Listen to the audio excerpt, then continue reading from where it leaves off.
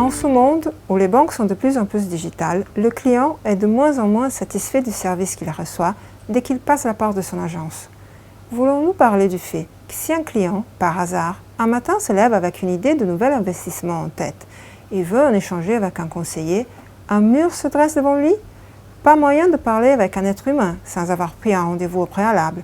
Et préalable pourrait se traduire en jours, voire même en semaines d'attente. Inutile de vous dire que si, par malheur, un distributeur automatique tombe en panne, obtenir son argent relève d'un défi digne du meilleur Ironman sur la planète. Interminable minute d'attente dans une file qui n'avance pas, tandis que vous devez courir à votre rendez-vous très important. Et une pensée va aux clients qui ne veulent pas dialoguer avec une machine, qui veulent qu'une personne les écoute et leur explique comment faire et pourquoi. Il y a des années de cela, quand le sujet ligne dans les agences n'était qu'une pensée un peu étrange dans la tête de quelques-uns d'entre nous, on a amené le CEO d'une banque européenne sur le Gemba dans l'une des agences de son réseau. Une grande agence, en fait, une des vitrines de la banque. Et là, on a suivi avec stupeur le chemin des clients qui entraient plein d'espoir dans l'agence, mais qui au bout d'interminables minutes n'avaient toujours pas eu réponse à leurs besoins.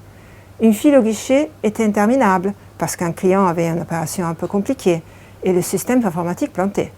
Des clients sortaient faire des courses et revenaient pour découvrir qu'ils devaient encore patienter. Tout de même. Une dame qui avait des difficultés pour se déplacer était trimballée d'un côté à l'autre de l'agence, d'un conseiller à l'autre, d'un étage à l'autre.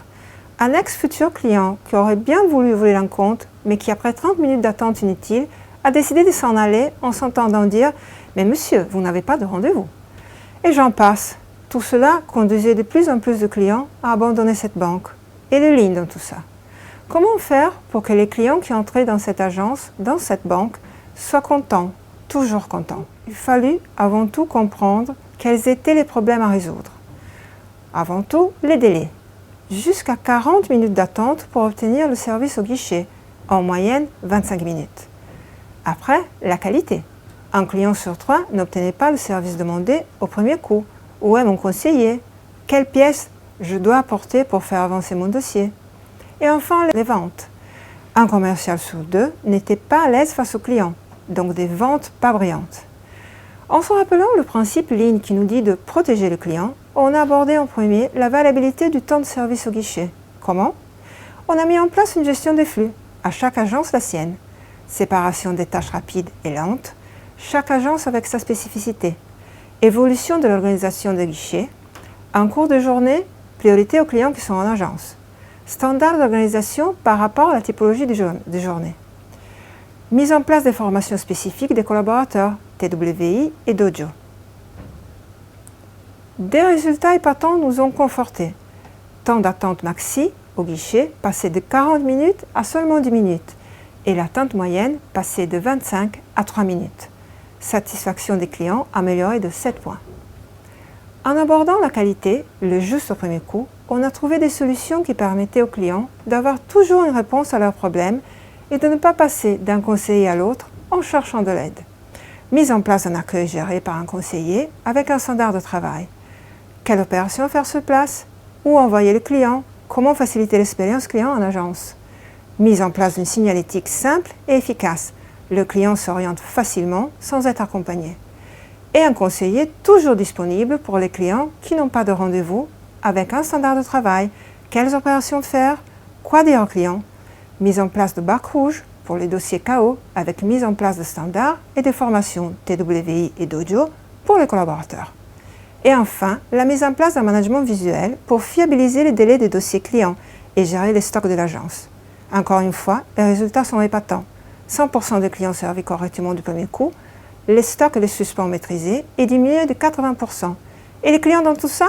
10 points de plus de satisfaction client. Les clients sont heureux. Et les ventes? Ah, les ventes! Avant de commencer le projet, les conseillers se retrouvaient submergés par des tâches administratives, écrasés par des clients réclamés et avec un agenda sans rendez-vous. Et pourtant, des clients en agence, il y en avait, et beaucoup. La mise en place de l'accueil, de conseillers libres pour les clients sans rendez-vous, des formations et la gestion des stocks ont permis au co-directeur de l'agence de se pencher sur le côté commercial. Comment?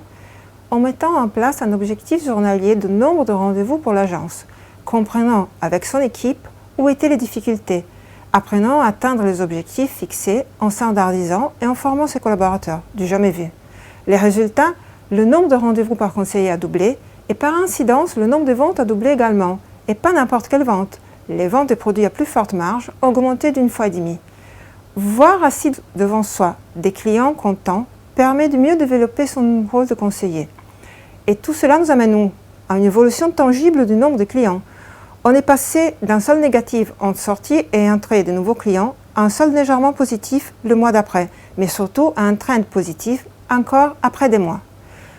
Cela nous amène au lien très fort qu'il y a entre satisfaction client et chiffre d'affaires, et à la confirmation que le Lean est une stratégie d'entreprise, pas seulement une méthode de travail.